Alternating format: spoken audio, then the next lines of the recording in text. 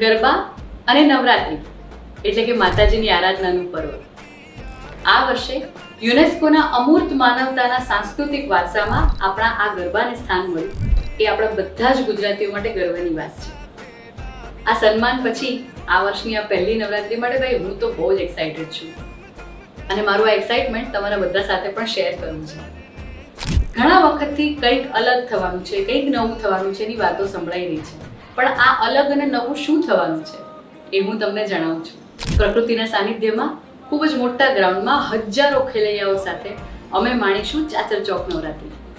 તમને બધાને પણ આમંત્રણ છે કે જલ્દી વધારે અપડેટ્સ જાણવા માટે ચાચર ચોક નવરાત્રિના ઇન્સ્ટાગ્રામ પેજને ફોલો કરો, ફેસબુક અને યુટ્યુબ પેજને લાઇક અને સબસ્ક્રાઇબ કરો અને બેલ આઇકન દબાવી દો એટલે આગળની આવી બધી જ અપડેટ્સ તમને જલ્દી મળી જાય.